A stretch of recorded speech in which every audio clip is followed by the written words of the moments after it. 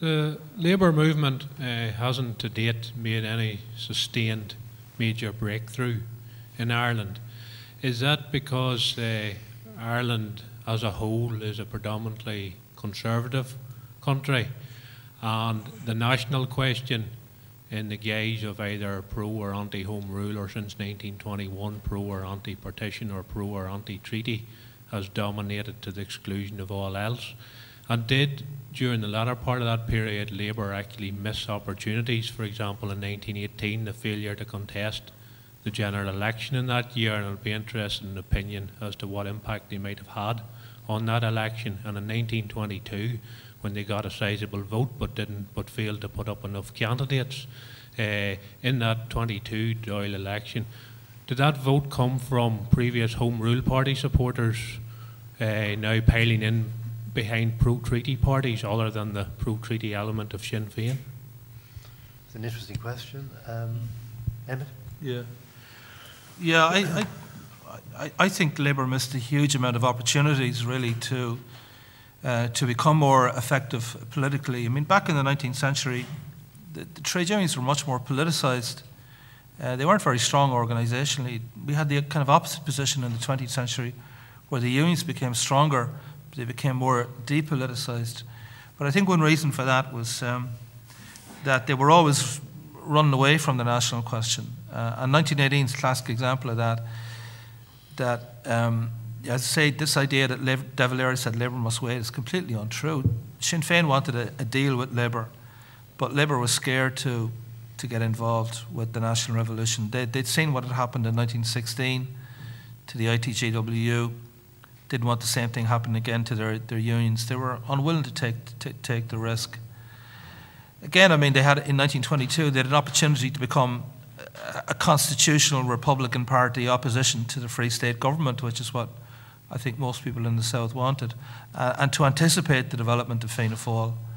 But Tom Johnson, the Labour Party leader, spurned that opportunity.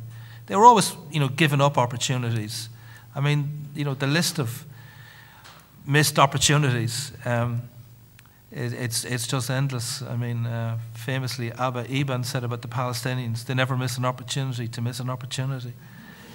Well, you could certainly say that about the Irish Labour Party. As to why Labour did so well in 1922, they'd underestimated their strength. They put up 18 candidates, 17 were elected, one was very narrowly defeated. I think the reason they did so well was that the trade union movement was still pretty strong in 1922. They thought that Labour politics was an extension of the wage struggle, and that you voted Labour and this was a way of protecting your wages and conditions. But then they found the Labour Party, parliamentary party, was really irrelevant to the industrial struggle, and Johnson, made it irrelevant. The Free State Army was being used to break strikes. Johnson wouldn't withdraw the party from Dáil Éireann in protest against that. He said it would imperil the new Irish democracy and so on. Johnson was just a terrible leader. He was a nice man, but he was a terrible leader. And the party did very badly in 1923 because by now people had seen that the party was irrelevant to the wages struggle, and the slump was taking full effect, and the unions were being defeated. And, Labour never really did as well as they did in 1922. Any thoughts on that, John, the failure of Labour? Well, I mean, I think that in Ireland as a whole, I think there is a reasonable argument that whether north or south, at least in the 20th century, the country was by and large deeply conservative with a small c, and especially rural Ireland, peasant proprietorship, introduced by the Conservatives actually, killing home rule with kindness, had the effect of, I think, greatly diminishing rural radical militancy. Every man a property owner, even if there was no living to be made on the very small farm for him, his wife and family. I certainly think, I mean, there's no bounds about it, that the tensions of the national question had a hugely debilitating effect on the possibilities of political labour as opposed to trade union labour in the North. And that's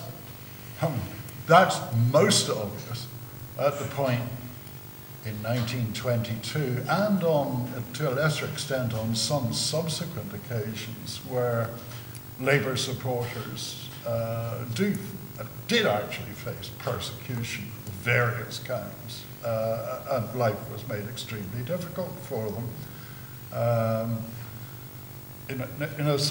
Where any challenge on the economic front was, as I was arguing in my talk about the 1907 dock strike, was, if it achieved any momentum, became readily perceived as a challenge to the state.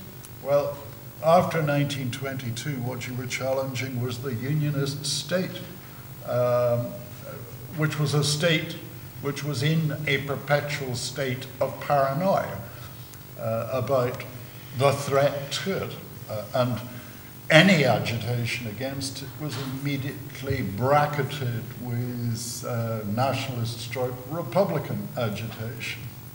So it was extremely difficult for the labour for political labour to create a clear and distinct space for itself in which it was not going to be hunted out. It was equally difficult for labour in Catholic areas.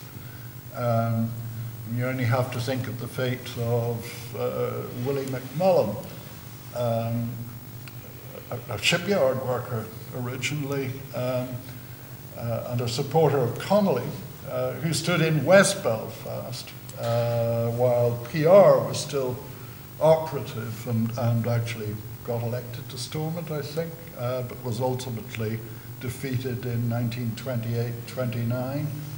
And in the face of a rabid sectarian campaign run by Devlin's nationalists and the ARH, and Labour supporters on the Falls had a very, very tough time. You know, both communities who had chosen to, in large measure, put their national identities first,